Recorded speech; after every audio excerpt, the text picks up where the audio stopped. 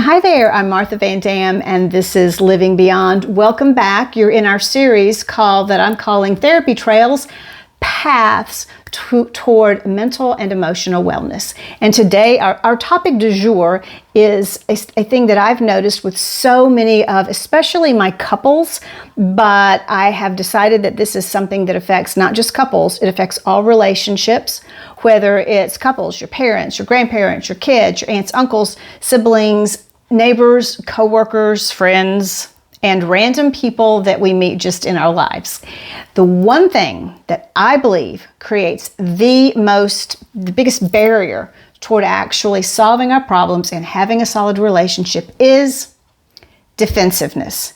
Now, hear me out and listen. I'm going to give a quick example of how this may play out. I think it'll make really good sense to you, and then I want you to start thinking about your communications with the people in your world and thinking about how often this affects you. So let's just this is the example that I give when people are in my office. Now, oddly enough, when I look on screens, the walls in this room always look a little gold, like yellowy color. They actually are a peach color. So the example that I always give is to my client, if you were to come in here and say to me, I really don't like this peach color on these walls. I just don't like it.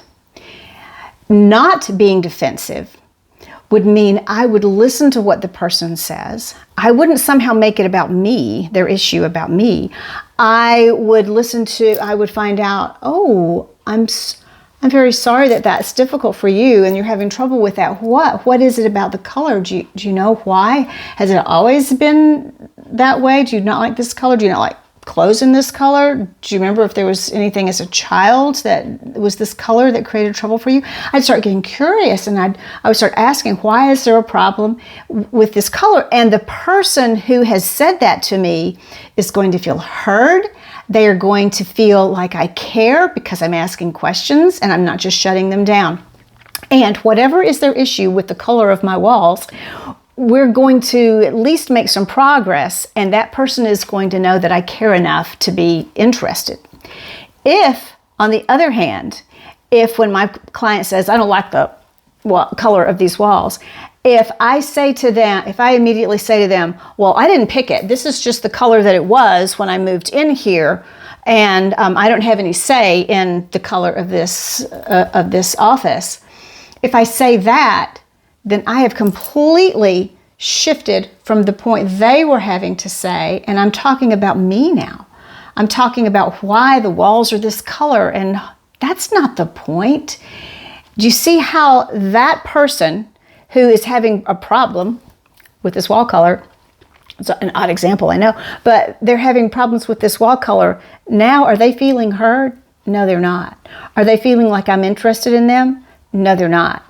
And if I should start telling them that one color is just the same as another, we can talk just the same in this room as in another room, and the color shouldn't keep you from being able to have a good communication with me. If I go that far, then they are likely even more going to feel unheard, and they're even more going to dig their heels in, and we are just going to be like this. We're not going to have healthy communication. We're not going to have any good flow of whatever is their issue. It's just not going to happen.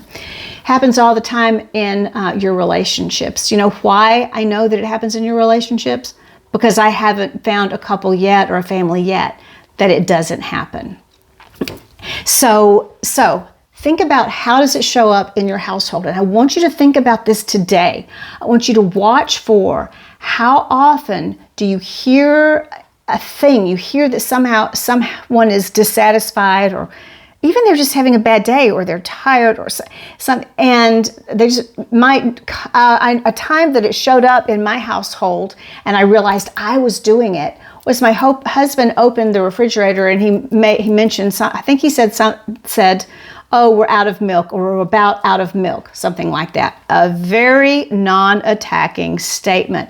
And my first thought was, I couldn't have stopped by on the way home to get milk. I came home really late.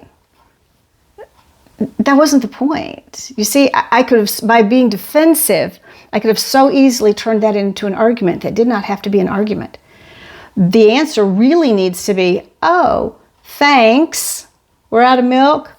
let's make sure that gets on the list so the next time one of us goes to the store, we can pick up milk.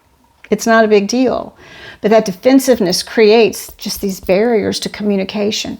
So I want you to think, how does it happen in your household? Almost always, if people are fighting, there is defensiveness going on. How difficult would it be? Pretty difficult, to be honest. But how difficult is it if your person has said something to you that you don't like?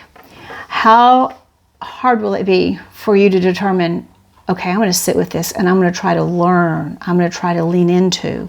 I'm going to try to figure out what my person really, let me learn about this problem. How difficult will it be for you to do that rather than to defend yourself? Start watching, please, for when is it that I am being yourself. We can ask, when are we being defensive? Because I promise you that is creating trouble in your relationship. You need to stop it. And the way we stop it is by getting curious. We stop being defensive and we turn it into curiosity.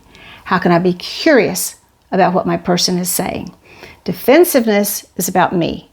Curiosity is about them. And if they come and they bring a topic to the table, even if they're unhappy with something I've said or done, or you've said or done, our defensiveness will shut it down, but curiosity will open it up. So I guess a really good thing for you to do today, as far as focusing on this, is watch for the defensiveness, but make it a point. If you have to write it on your hand or stick it on a sticky somewhere, that I'm going to be as curious as I can today, because curiosity is going to help break down defensiveness, and it's going to help open walls, and it's going to help make connection. No to defensiveness, yes to curiosity. Hope that your day is wonderfully curious. Bye-bye.